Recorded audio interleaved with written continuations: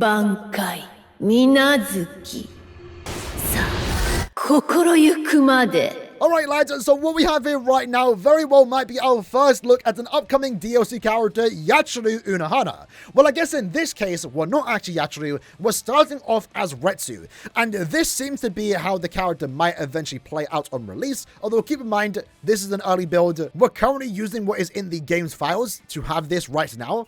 And when the character does officially release and get revealed, she very likely will look a lot different. The question right now is, are they going to keep what is in the current build where you start off as a Retsu and then awaken into YACHIRU? Because my assumption was that she was always going to start off as YACHIRU and then the awakening has her activate her Bankai. But if they do want to go down this route with Retsu as the starting character, honestly, I'm kind of for it, because in a way, this gets Retsu to be playable. Even though it's the same person, you know, Retsu and YACHIRU are vastly different in combat style and also appearance too. So it's really cool that we get to see a look at Retsu and how she will be playable. So for those that don't know what this character does do, from the current build right now, she honestly already looks impressive.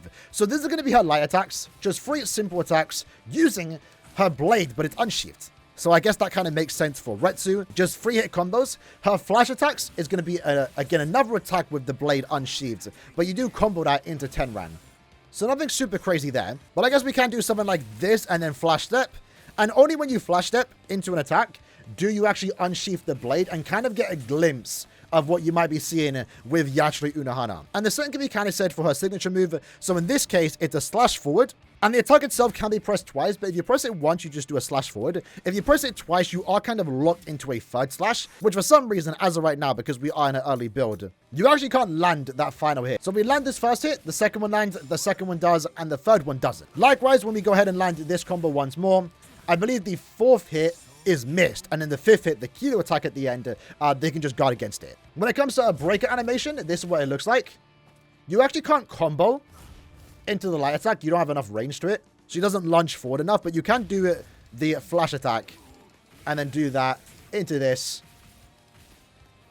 And we actually landed off all the hits there. So I guess to land off all the hits on the flash step attack, you kind of want to use a breaker. With that said, let's look at her spiritual pressure moves. So her first spiritual pressure move is actually really good. And the reason for that is because if we have Kenpachi always guard, this particular attack is unguardable. So you see, he's actually guarding our attacks. If we go ahead and use our first spiritual pressure move, we lunge forward and it does actually go through guard. So that's definitely going to be very interesting. Can we combo into it though? That's the question.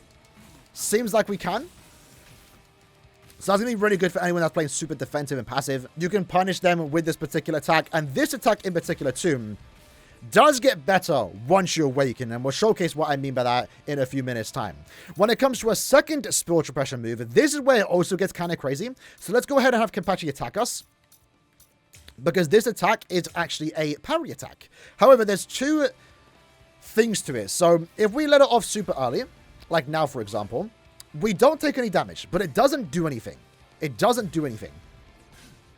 If you let it off perfectly though, like now for example, you knock them back, and as you'll see there, we can heal ourselves. Now this can be a high risk, high reward type of attack, but even then, it's not even high risk, because if you do mess it up, nothing happens. You just take no damage. But if you want to get the full effect, the heal effect, you really got to get it perfect timing. And in an actual game, a battle versus someone playing, it might be kind of hard to land. But one of the crazy parts here is the amount of HP it does heal. So let's go down to 50% and land it now. Does this work? There we go. Look at the amount of HP we're healing there. It is her second spiritual pressure move, so it is going to cost a lot of spiritual pressure. But still, the fact that we have a potential move that can heal us, and in her character's kit, we have nothing that deals damage to ourselves. Right now, from my knowledge, only Okura can heal himself, but at the same time it's balanced because his attacks deal damage to himself. Whereas Retsu right now doesn't have anything that deals damage to herself. If you fail it, you don't really take any damage. And if you land it perfectly, you can potentially get back up to full HP. But the thing is, right, when it comes to this particular attack, it's balanced now when you're Retsu, but when you awaken into YACHIRU, the time window is way more lenient, and likely you're going to land it a lot more as her when compared to this particular version, Unawakened. While we're here though, just to showcase all the animations, let's get a perfect flash step. That's what she looks like. Pretty cool stuff. And then if we go ahead and lower our guard gauge, this is what her break animation does like. So pretty cool stuff, right? That's basically Retsu in a nutshell. When it comes to Keycore moves, it doesn't actually do anything. Nothing is really in the game right now, so if we go ahead and use it, you'll see nothing really happens, right? It looks like she does some type of range attack from the looks of it. If we lower his HP down to 1% and let it off and soul break, we kind of land something. But again, no animation actually plays. You just see the ground, basically. But we do destroy 3 Konpaku, so pretty cool stuff. But yeah, that's basically Retsu in a nutshell. Now let's have a look at YACHIRU UNOHANA. So here we go, our first look now at YACHIRU UNOHANA model. Again, I love it when her braids are down. She looks so cool. Now especially that the blade is unsheathed. She isn't playing around. Playtime is over. Let's have a look at her combo. So this could be her basic combo. Pretty simple attacks. When it comes to her dash light, it kind of has like range to it. It kind of seems like she's flinging blood at you. Because you'll see it actually hits there. I don't think we can combo into it though.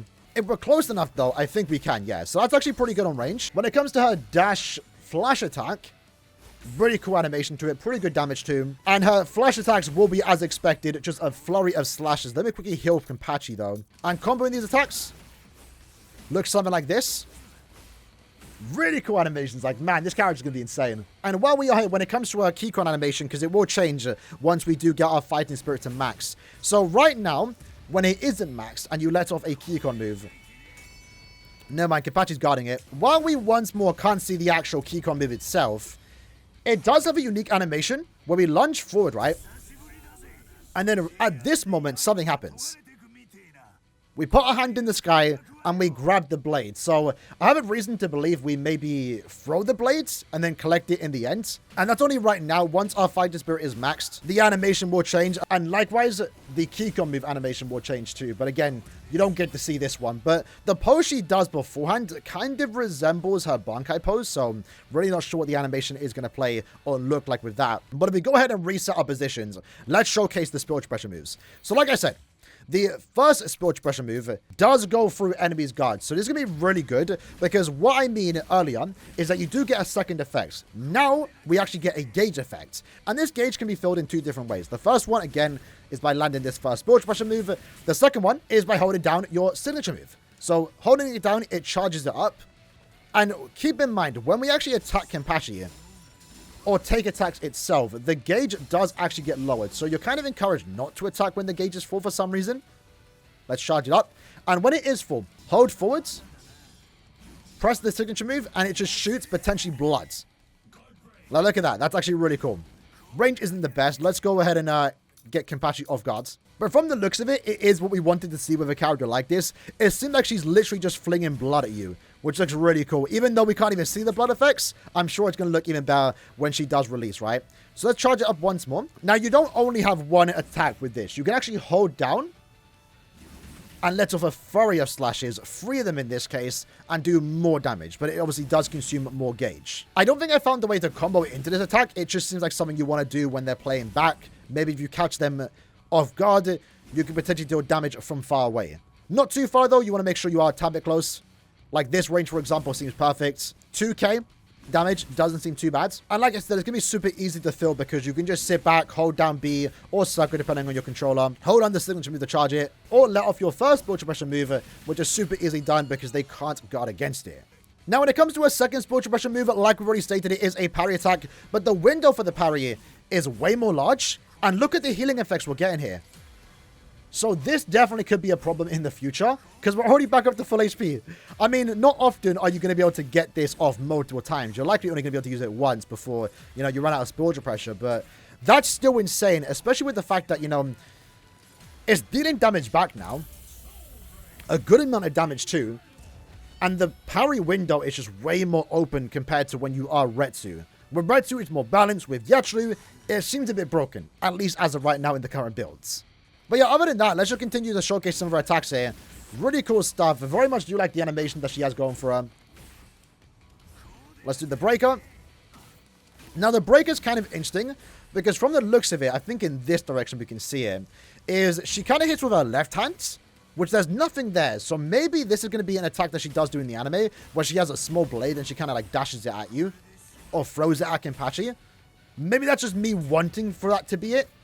But it does seem weird that we are knocking him back with what just seems to be our hand. So maybe something isn't actually coded in there. Maybe it will look different on release. But now let's go ahead and do a perfect flash step.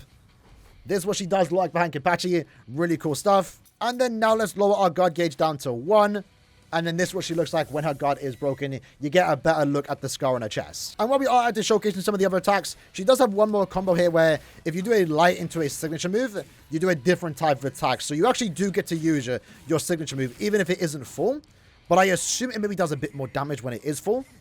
Let's find out. So we did 2.7 there. Or 2.1. Let's go ahead and lower all the gauge. And then go ahead and do the same combo. Actually, it seems like you miss it. So I guess you do need to charge up the gauge if you do want to land that signature mid-combo. Now, as I continue to play with YACHIRU, I am noticing one last thing, is that when the gauge is full, like I've already stated, when we do attacks, it does lower the gauge. However, you are rewarded for attacking with the gauge full, because what we are seeing here is that we are healing ourselves. It's very small, but we do heal ourselves. I think for a flash attack, it's only the very first hit. The other hits don't seem to do anything, but the light attacks, if we get Kapachi back up to full HP real quick, the light attacks are also hitting us for each hit, and when you land that final hit, it does do a bit more. So this character has more passive ways to heal herself just by dealing attacks when the gauge is full.